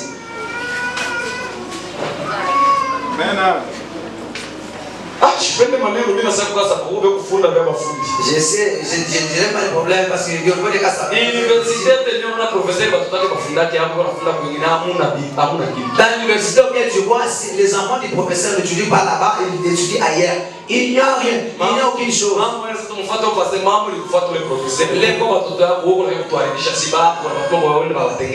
Les problèmes, c'est pas sur les passés, c'est sur les professeurs là. Pourquoi ils envoient des enfants ailleurs et pour détruire nos enfants? L'enfant est allé faire l'université. Il est sorti de l'université. Il est étudié quelles études? Quelle université? Une personne qui a fait l'université. Il maîtrise très bien. Il est simple. Trop simple à jamais. Bonjour. Et là, pour dire même bonjour. Pour lui dire bonjour. Il faut qu'il prouver dans ordinateur. Là-bas c'est le français. Mais il fallait agronome. Il avait fait de l'agronomie. On peut dire que tomate avec le bas. Quand on veut taper la tomate de la tati, je vois pas le veut tati. Il ne connaît même pas comment faire ces choses. Si c'est bien le moyen là, c'est un ouais moi ou moi. Je ne parle pas à propos de celui qui connaît, je parle à propos de la montre-moi il faut y avoir université pour informatique comme des gestion. 2 ans. Il a fixé les 50 on a chungana, on ne pas tout ça pour calage, stage, donc stage, il sort. Comme nous le voyons pas bien dans fond. Si vous devrez être nombreux, nous le voyons pas. L'interprétation il doit être dans les bons. L'interprétation c'est Luka, on a tout Luka pour tafsir. Si vous ne voulez pas tout Luka, on appelle comme maman n'a pas mon il y a combien de noms? Dans la langue. Les noms de la langue. Comment il y a ça si ça arrive, tu vas parler les langues du monde. Ça, c'est aussi quelqu'un qui parle pour le côté de l'article. Ne restez pas en train de ramasser les articles. On n'a pas de grammaire. Je vois dans les grammaires. Mais tu vas voir quelle cité drôle. Amen. Pas le côté de ma lunette. C'est la race de la lunette. Est-ce qu'on dit ça? Est-ce que c'est ma capille? Alors, ça peut aller là. L'idée. Arrêtez de troubler le monde de fruits. Esaïe, bonjour. Bonjour. Vous savez bien dire bonjour. Dieu, nous sommes bonjour. Frère, où est-ce que tu as pour les sentir que tu as dit ça? Tu as chaud gaz. Où est-ce que tu as dit ça? Mais il faut vraiment, mais le conseil bien pour faire. Kibeko kia kazi, kibeko kia masomo na ni debalo baba. Kibeko kia masomo ni sika. L'orgueil des études c'est le travail. On le fond. Tu avais étudié. Oh, mais il cherche les moyens de l'environnement. Je finis mon économie. Dans l'économie. Oh, quand funda au cahier de l'économie. Toi tu as terminé dans l'économie. On a sachet de 4 mois, on a le mois, sachet de 4 mois sur l'économie. Alors sachet de 4, les sachets 12, mais quand tu 12 mon sachet, moi, on a déjà l'économie. Avec vous tu 12, je mange 12 pain le matin, c'est lui qui a fini dans l'économie. 12. Mais quand tu vous savez dans notre tête, Margarita dans notre tête, les soins, c'est lui qui a fini dans l'économie. Amen. Oh, vous dans l'économie, c'est lui qui a fait l'économie. Il a rendez-vous, sans le rendez-vous. Tous les jours, j'essaie d'étudier des 5 dollars. Mais moi, je suis qui s'appelle depuis que j'ai fini, je n'ai pas encore fait le travail. Tu vois,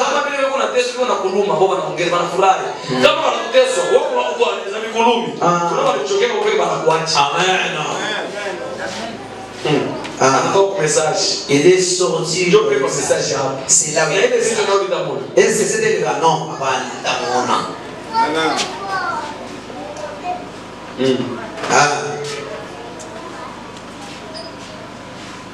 Unaona mambo ya mwinchi. Sisi kwa sababu tunasema hata kimonda. Regardez même les problèmes de notre pays. Je ne manque pas de jeter même une chose. Je vais parler. Tasema. Je vais parler. Papa moya hapa anafungula masomo. Un papa qui a ouvert l'école. Wanafunzi wanayaba tena. Il y avait beaucoup d'élèves. Anaenda kwa bandukia kwa Malemba. Il est allé prendre ses frères relever le Malemba. On peut faut pas ndukia kwa karibu. Ashiria sana Moizi mwalimu mfusha kama mjipe nani? Ni Yesu kusoma Biblia. Ni mumisri. Moïse. Mwenye alimfushaka Moïse Egypte ni ndugu yake Hebreu. Amen. C'est mon grand. Le papa là s'est présenté aussi pour chasser les élèves à l'école. Les gens s'est postulé les enfants qui parlaient le français en mélangeant aussi la langue de Chiluba. Amen. Bonjour Saoulanga. Bonjour Saoulanga. Dis-moi donc que langue prévoyait. Parce que attends, il faut dire ça. Maçon, le prof nous a enseigné ça. Ah?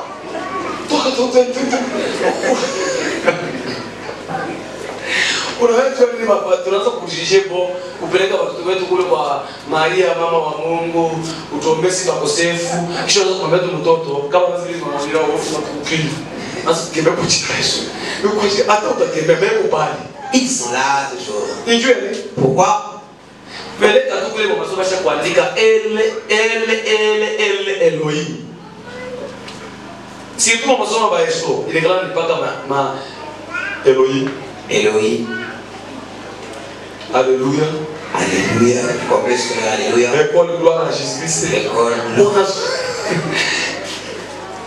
Sabaoth. Sabaoth. Jehovah Elohim. Jehovah Elohim. Unatoa mtoto kule. Tu envoies l'enfant là-bas. Mimi nakwambia. J'ai dit. Utamlipia mtoto makuta. Tu vas payer l'argent pour l'enfant. Kisha unamuzia mtoto maternité. Par après tu achètes aussi mimi benye professeur atampa. de la grossesse du professeur. Amen. C'est que nous unalipa mtoto masomo ifo ashimkabambe bien frère mkabambe kama kutume bien. Unatumia watoto yetu kutuma masomo. Nous envoyons nos enfants à l'école. Professeur unatulipa makuta kama ni $100 njoo ya on paye ça. Donner pour l'histoire, n'est-ce pas? Oui. Il y a la femme à recherche qui a donné watoto kule ali. Il y a histoire sio vile. Mais utasuka tu mtoto anatoka kwa masomo. Ushamuzia makai. Ushamuzia mabiki. Na transport ulimlikana hapo kwa masomo. Kisha mtoto anakuja tena na devoir. Papa devoir à domicile. Prof tuambia devoir. Modulizie Amérique. Avant le découpage, ilikuwa inaitwa kachi. Unajiuliza kama mtu ashiwaki. Il faut faire quoi? Il faut kuingia kwa internet. Unataka tena kingine karoka kumuzia kesho tutumule pa kwenda masomo. Unaenda pauza tena nini? Mega. Kisha professeur anasema hapana, unaleta tu response ya hivi. Muandike au na kumashini. Pour que ayaze syllabus. Frère, bamilipe tu bien propos. Wewe mwalimu mshiko bamilipe tu bien. Là kwa ni mwalimu. La bénédiction. Hapo kwa tende kwa ministre tumeguse kwa mwalimu. Comme tous d'abord vous-même en question. Parmi ces comportements, les actes là. Mtoto analipa kwa masomo. Enfant qui paie à l'école. Banampa na récit. On lui donne même les reçus. Mais akitoka kwa masomo. S'il sort à l'école. Mwana mukaye kwa. Dans les cahiers, il est là. Mais la kitu tokea kustuka. Tu viendras te souffler. Mtoto kwa masomo. On chasse l'enfant à l'école. Tu akulipa. Pourquoi elle ne veut pas payer? Pia na récit. Que puisse venir avec les reçus. Vérifier tout le monde toka récit kwa jina. Vérifier seulement là où le reçu est sorti. Mwezi. Les voleurs. Amen. Kwa tunaenda muona. Ada. Alita muona.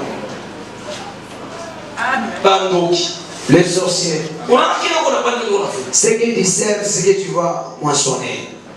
Tena tutadada. Et la reçu. Bata dada mwa alifikia mu niveau mu examen anavula chemise anatosha na nguo ya ndani alikala papa anaacha mikono wazi. Professeur analewa, je unafunga sa mkaye mkutulishi.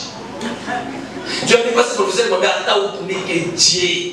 Wewe utaweza kama tumiesha kuvula shipe. Ulienda tulituma watoto bafuni majipe, tukatuma watoto bafuni masomo. Amen. Mtoto akikataa leo yake na wote siku ni mapinishio. Toi, sors dehors romitia.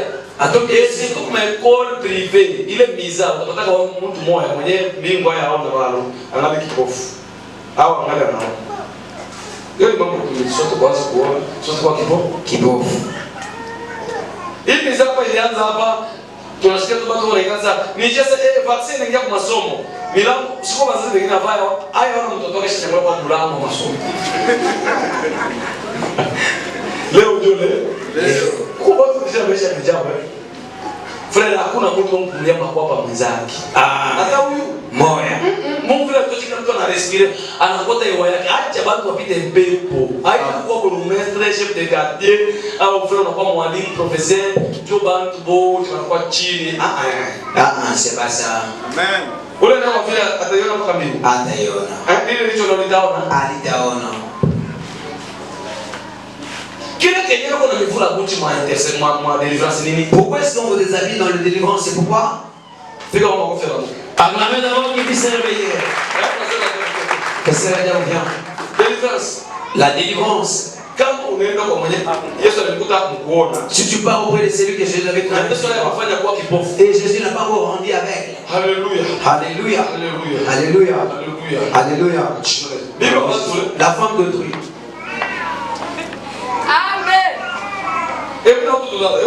Et puis avec les serments de Jésus, c'est quoi? Pasteur de livre, elle est dans Kipofu kiongoza kipofu yote mwili. Bote mushi. Mwili shima teshe kupana nini? Mimba. Ni kama pastor unapana mavini. Hapana. Ni vipofu mimi aliweka mpaseni papani nini? Mimba. Yeye ndio ndiye macho tamona Yesu. Hapana.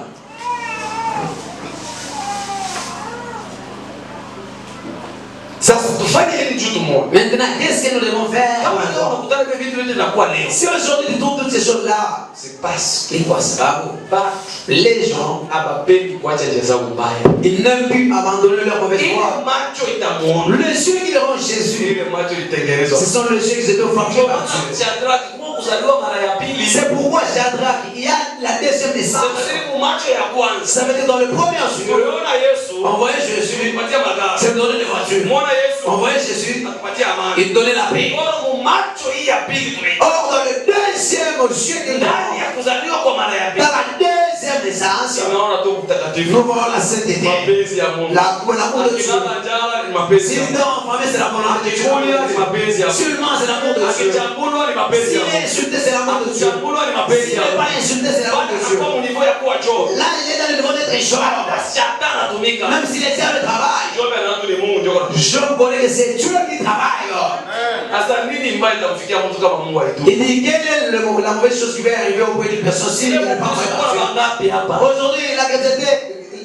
Ndio maana macho gani tamuona. C'est pourquoi quel est le Dieu qui va Ile licho limchoma. c'est là qu'il avait poignardé. Kiabele licho lifanya nini? Lilie Muchoma. Licho lile mchoma. Là qu'il avait poignardé. Kati ya wale walimsulubisha Yesu. Parmi les gens qui ont fait crucifier Jésus, Kuna wale walitubu. il y avait des gens qui se repentaient. Wakati wanamuona na kata roho. Lorsqu'on le voyait rentrer là, Giza inaingia. le ténèbre est venu. Wakaanguka chini. Ils tombèrent par terre. Wakasema Ils avaient dit, huyu alikuwa mfalme. c'était les rois. Alikuwa mwana wa Mungu. Il était le fils de Dieu. Wakatubu. Ils se sont repentis. Licho lilimchoma. Là qu'il avait poignardé, Pale salama pale. au niveau de la croix, Licho mwana likamchoma. là qu'il avait poignardé. Oh, ni mwana wa Mungu. Et toi, tu es le fils de Dieu. Usiogope mwana. C'est Dieu qui doit te sauver ensemble avec Na nous. hii nyingine. Mais l'autre est Licho lilimchoma. bien qu'il s'en avait poignardé Dhambi yake. par le péché. Biblia inasema La Bible dit, kisha Yobu kugeuka. après avoir tombé, Yesu akamwambia, Jésus lui a dit, wewe na mie leo toi et moi aujourd'hui, tunaenda nous paradisi. sommes dans le paradis. Licho lilomuona Là qu'il avait vu, lile lilogeuka. c'est là qui contourne. Nilijua C'est ça que ça fait. kwamba uli mwana wa Mungu. Que c'était le fils de Ndio maana Dieu. Yohana ataona maono ya kitabu C'est pourquoi Jean ne verra pas la vision de ce livre kama hajageuka. s'il n'est pas encore contourné. Biblia inasema wakati alipogeuka L'avenir, lorsqu'il contournait, ndio akasikia, il avait écouté, ndio akaona. il avait vu la vision. Kugeuka Changer, contourner. licho lenye kugeuka. L'œil qui contourne. Amen. Saulo alikuwa anaenda kuona mpondolo wa babake, Saül, punda wa babake. Saül suivait l'âme de son père. Anakutana na Samuel. Il s'est rencontré avec Samuel. Alikuwa na message ya C'est lui ufunuo. qui avait le message de la Biblia révélation. inasema utaenda kule utakuta Tu vas changer. utabadilika. Tu vas changer. Utakuwa mtu Tu mwingine. seras une autre personne. Angalia ndipo nimwamini Yesu. Regardez depuis que tu as vu Jésus. Nini kusha kuacha na nini hauache? Qu'est-ce qui t'a laissé et qu'est-ce qui t'a Kwa laissé? tabia yenyewe hauyageuka. Si elle est commandant qui t'a pas Ya changé, dhambi. le commandant du péché, Tabia hautamuona. ça veut dire que tu ne verras pas Hata Jésus. utoe sadaka. Même si tu donnes des Hata offrandes, uchape même si kumichango. tu contribues, Hata ujenge kanisa. même si tu construis Hata use l'église, instruments. même si tu essaies les Wale instruments, waliobadilika. les gens qui sont changés, Walipia uwezo ils wakabadilika. étaient volés, ils ont Walishia changé. waongo wakabadilika. C'est le modèle sont changés. Les jours qui sont de la tempête, ce sont les gens qui verront Jésus. Ce sont les ceux qui verront Jésus. Les ceux qui ont changé. Les ceux-là qui ont changé. C'est pas ça qui est les ceux qui ont changé. Qui verront Jésus. Amen. J'étais en train avec 2 bières aujourd'hui, il y a 2 gars sur. Amen. La Bible dit parce que frère, nous sommes guéris. Nous l'avons poignardé en pratiquant nos péchés. On cherche la rémission du péché. Il n'y a pas la rémission sans le versement du sang. Nous tous nous sommes sanctifiés dans le péché. Nous l'avons poignardé pour que les choses puissent être versées, pour puisse être sanctifiés. Les gens qui sont sanctifiés par le sang de Jésus. Comme en Égypte. Ce sont les gens qui ont vu le sang de l'agneau. Les gens qui avaient égorgé l'agneau. Ce sont les gens qui s'étaient sortis. Les choses qui se sont répandues dans le péché. Les sangs de ces étaient bleus. Les avaient sanctifiés. Ce sont les gens qui vont servir. Ce sont les gens qui vont écouter les sangs. Ce sont les gens qui ont l'enlèvement. Que Dieu te bénisse. Que Dieu te bénisse. Que Dieu te bénisse. Si je pense la semaine qui vient, si Dieu me donne encore l'opportunité, je vais continuer avec le 15e partie. Je parlerai sur l'efficacité de l'église. L'église là qui verra Jésus. L'église qui verra Jésus. Sa force maintenant. Là nous sommes dans l'Apocalypse chapitre 2. La Bible dit écrit. Et là sur le chapitre 1 verset 20. C'est toi debout, nous allons les mystères. Signe de 7 étoiles que tu as vues. Signe ya ile nyota ambayo uliona dans ma main droite. ndani ya mkono wa kulia. Et de 7 chandeliers d'or. Na ile vinanda 7 vya dhahabu. Les 7 étoiles. Ile nyota 7 sont les 7 anges. ni mamalaika 7. Sont les 7 églises plutôt. Ni makanisa 7 samani. Et les 7 chandeliers. Na ile vinanda 7 sont les 7 églises. ni makanisa 7. J'aime ça. Naipenda. J'aime ça. Naipenda. C'est ce que je vais expliquer. Ndio nitatafsiri.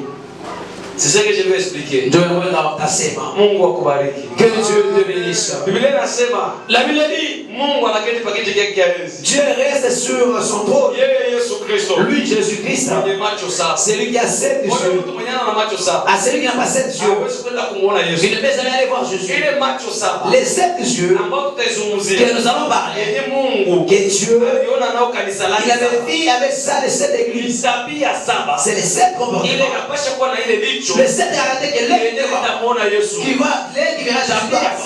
Les 7 caractères. Tabia ya kwanza. Premier caractère, Ni mkanisa la Efeso. c'est dans l'église d'Éphèse. Anamwambia andika kwa malaika wa kanisa. Il a dit écrit à l'âge de l'église. Neno ya kwanza Mungu alisema. La première des choses que je vais parler, Licho ya kwanza. le premier est Yenye kanisa la Kristo. que l'église de Christ, Inapasha kuwa que nayo. l'église de Christ doit avoir. Biblia inasema. La Bible dit, Bali ya kutubu. ils savaient se repentir. Waliogopa Mungu. Ils craignaient Dieu. Walijua sana kutoa mali. Ils connaissaient comment faire le bien. Waligundua bafo apotre. Ils avaient découvert les faux Mungu apôtres. alikuwa nabo contre neno moja. Mais Dieu était contre eux avec qu'ils se chose. Usahau mapendo ya kwanza. Oubliez le premier amour. Ni dhambi kubwa. C'est un grand péché Kuipata mapendo ya kwanza. de trouver, j'avais trouvé le premier amour. Kisha la kuisahau. Par après, oublier le premier amour. Mapendo ya kwanza. Le premier amour. Ukristo wa kwanza. La première chrétienté, Wanawake walikuwa wafunika vigwembe kukichwa. les femmes couvraient le pain sur la Ukristo tête. wa kwanza. Le premier chrétienté, Makiaje kukwaka hapo. il n'y avait pas. Ukristo wa La kwanza. première chrétienté, Hatukuwa na hiyo saa kutoka on kanisa. ne savait pas l'état de son bien. Mwacha Roho On Mtakatifu. laissait les Saint-Esprit. Atumike vile On alipenda. laissait qu'il puisse travailler. Ile nasema mpaka zero. Elle dit jusqu'à 0 heures. Ibada iendelea. L'église continue. Shetani analeta sianse muimani. Les diables venaient la science dans la foi. Leo kanisa inakuwa na masaa. Aujourd'hui, l'église a l'état. Tunaacha tubeko na kawia. Nous laissons parce qu'il tard. Bagawe msware. Au lieu qu'il puisse tarder dans le soleil. Baraudie mu vitu Et kadhalika. les gens puissent heureux dans les choses diverses. Et dans la parole de Na Dieu. huruma Et sana. c'est pitoyable. Mapendo ya kwanza iko wapi? Le premier amour est où? Mapendo ya kwanza iko wapi? Le premier amour est où? Mapendo ya kanisa ya kwanza. L'amour de l'église est où? Mabinti walikuwa wanatabiri. Les filles prophétisaient. Vijana waliona maono. Les jeunes voyaient des visions. Vijana vya leo. Mais les jeunes du jour, Bana mimba. c'est s'engrosser. Kuseratika. C'est faire des félicitations. c'est voir des voitures. Pole kwa dunia. Malheur, Yesu anakuja upesi. Jésus revient bientôt. Hicho nitakalomuona. L'œil qui verra Jésus. Alisaulika mapendo ya Mungu. N'oublie pas le premier amour. Hicho nitakamuona. L'œil qui verra Jésus. Alisahau mapendo ya Mungu. N'oublie pas le premier amour. Tulikuwa tungana hapa murako. On tombe sur la natte. Tunahubiri pantaloni katika madhabahu. On pressait les pantalons sur les irones de chair. Tunahubiri watu kuacha sana. On pressait l'abandon du péché. Tunahubiri kuja kwa Yesu. On pressait l'avènement de Jésus. Leo tunavaa la koti. Aujourd'hui nous portons le veste. Tunahubiri kuja kwa Nous Yesu. pressons l'avènement de Jésus. Yesu nisaidie. Jésus est là. Hadi mwisho. Jusqu'à la fin. Nisisahau mapendo. Que je puisse pas oublier le premier amour. Kwa na nyumba. On n'avait pas de maison.